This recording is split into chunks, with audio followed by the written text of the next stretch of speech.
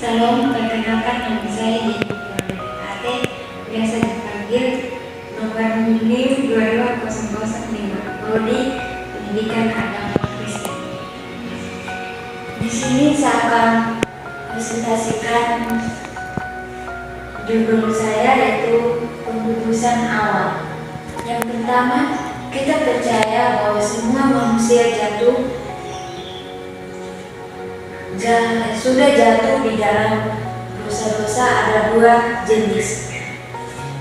Yang pertama, dosa asali keadaan atau kecenderungan, prinsip dosa dalam hati manusia untuk cenderung berbuat dosa.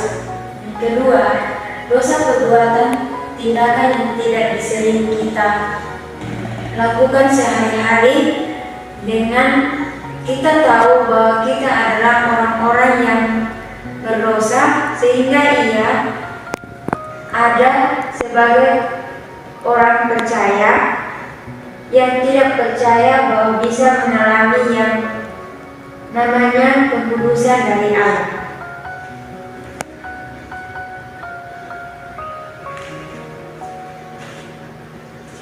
Nah, di sini kekudusan adalah kegiatan atau karya Allah yang menyucikan orang percaya. Jadi, kalau kita mau hidup diselamatkan dan mengalami pengkudusan, yang pertama itu beriman dalam kitab Yohanes 1 ayat 12, Efesus 2 ayat 8.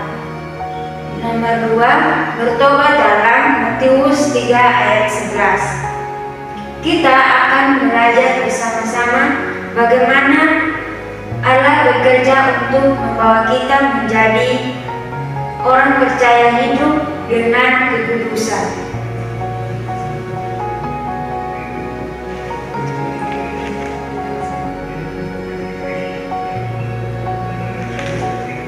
Kekudusan, Allah memberikan anugerah yang mendahului itu, seperti kita lahir di keluarga Kristus, pengalaman hidup bersama dengan Tuhan, mendengarkan khotbah, mendengarkan kesaksian orang lain, dan kita didorong untuk percaya dan menerima Tuhan sebagai juru selamat. Dalam kitab Roma 5 ayat 6-8-10. Dan ketika kita telah menerima anugerah keselamatan, di sini ada momen atau hasil ketika yang kita alami, yaitu yang pertama, kita didamaikan oleh Allah dari dosa. Dalam Korintus 5 ayat 18. Nomor 2, kita dibenarkan oleh Allah dari dosa dalam kitab Roma ayat 3-26. 3, kita lahir baru, permulaan kehidupan baru dan mengalami penyucian dosa dalam Yohanes 3 ayat 3. 4, sebagai anak Allah mengangkat kita sebagai anaknya dan mengistimewakan sebagai anak kesayangannya. Nomor 5, kita sudah mengalami pengkudusan awal. Di momen ini juga kita masih jatuh bangun di dalam dosa, atau kita masih perang melawan kedagingan kita. Kita masih memiliki dosa asal.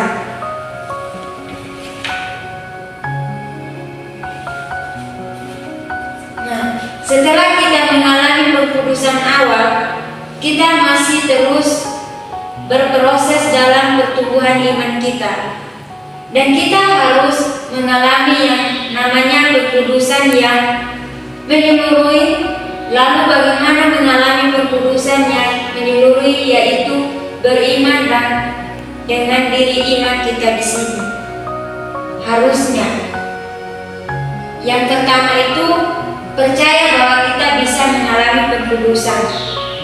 2, percaya bahwa Allah mampu menguduskan kita dan di pengkudusan yang menyeluruh dosa warisan atau dosa asali. Dibereskan pengkudusan yang menyeluruh jika kita mengalami yang namanya krisis, yaitu dan di pengkudusan yang menyeluruh di sini dosa asali, dan dibereskan pengkudusan yang menyeluruh jika juga kita mengalami yang namanya krisis, yaitu dosa.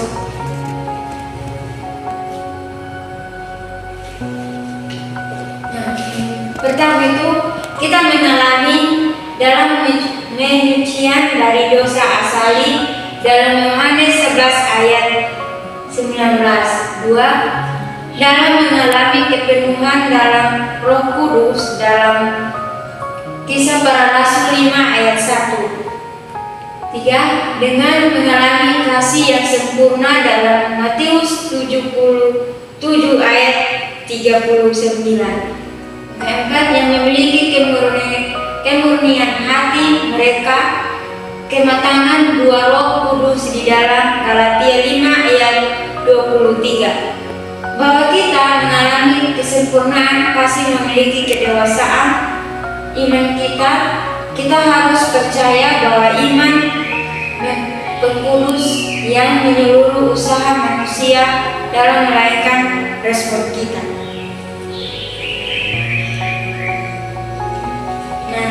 Dari kesimpulan saya yang saya dapat, pengkudusan yang glorifikasi.